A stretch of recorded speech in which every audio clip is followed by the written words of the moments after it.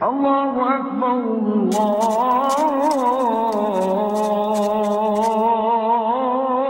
Akbar. Hajjaj bin Yusuf as-Saqafi Иракка башчы болуп дайындалган кезде менменсинип, текеберлиги чектен ашып баштайт.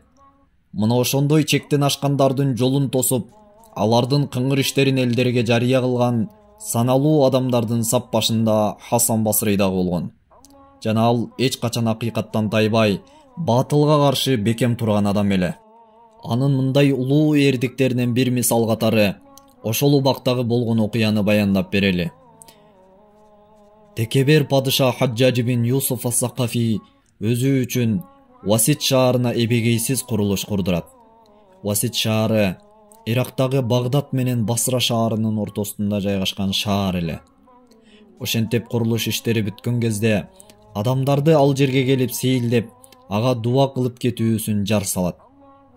Ал эми Хасан Басри адамдар топтолчу мындай жыйындагы мүмкүнчүлүктү текке кетирүүнү каалаган эмес эле. Андыктан ошол замат аларга насаат айтып, акыйкатты эскертип, Алла Таала сүйгөн иштерди жасоого чакырыкташтоо үчүн жолго чыгат. Качан белгиленген жерге жеткен кезде чар тарабы көзгө илинбеген, чокусу асман тиреген, көз жоосун алган бийик сарайды айланып жаткан элдерди көрүп, аларга карап токтолуп, сөз сүйлөп баштайт. Залымдардын залымы курган сарайын көрдүк. Канчалык бийик болсо да, Фираун тургузган сарайына жетпептир. Алла Таала Фираундун өзүн жана анын курган эбегейсиз сарайын кошо жер менен жексен кылгандыгы эч кимге жашыруун эмес. Мындай жоосунсуз жооругу менен адамдардын башын айлантып, Алла Тааланын каарына тийип жаткандыгын Хajjaj билсе гана, дейт. Анда чогулгандардан бирөө шаштысы кетип: "Жетет о Хасан, жетет. Карман өзүңдү. Фитнаны сүйгөндөрдүн кулагы сенин оозуңда турат", деп айтат. Анда Хасан Басри: "Акыйкатта Алла Таала алмустактан эле чындыкты жашырбастан элдерге жеткирүүнү аалымдарга парыз кылган", деп кайра күч алат. Бул сөздөрдү бузукулар ошол замат Хajjajга жеткирип барышат. Хajjaj аларга заарын чачып: "Наалатка калгырлар. Менин кулдарымдан болгон басыралык бир кул мага карата ушундай сөз айтканга батынса, ал эми силер ага каршы жооп айта албай турдуңарбы? Эй кемпайлар, Аллага касам ичип айтам, анын канын силерге шарап кылып иштерем. Башкесерди чакырып, тезден мага Хасан Басриди алдыма алып келгиле", деп күйлөнөт. Андан көп убакыт өтпөстөн Хасан Басри сарайга кирип келет. Аны көргөндөрдүн көздөрү чекчейип, жүрөктөрү дүкүлдөп туруп калышат.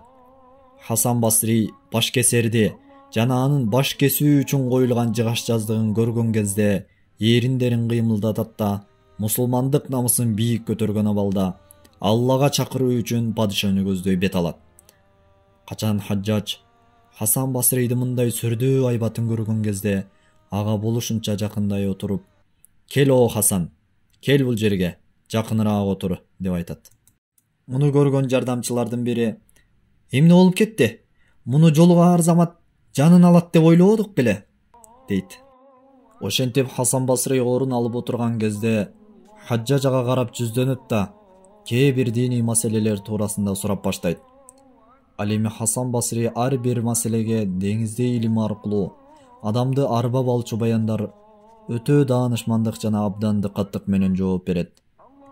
Мунун баарын уккан Хajjaj Хасан Басриге карай: "О Хасан, сен аалымдардын мырзасы турбайсыңбы?" деп айтат да өтө кымбат атыр белек кылып, жакшы сөздөрүн айтып коштошот. Хасан Басри сарайдан чыккан кезде аны менен кошо Хajjajдын жардамчысы кошо ээрчип чыгып: "Эй Хасан, Хajjaj сени кылган ишиң үчүн чакырган эмес эле. Сен сарайга кирип келип башкесерди көргөндө эриндериңди кыймылдаганын көрүп калдым. Ошондо эмнени айттың?" деп сурап калат. Анда Хасан Басри: "О неэматтардын эгеси, кайгыларымды лаззатка айлантуучу жаратканым, Ибрахим алейхиссаламды оттон куткарып, тынчтык тартуулагандай, Хajjajдын чачкан заарын мага тынчтык кыл", деп айттым, дейт. Абу Саид Ал-Худри радиллаху анхудан риваят кылынат.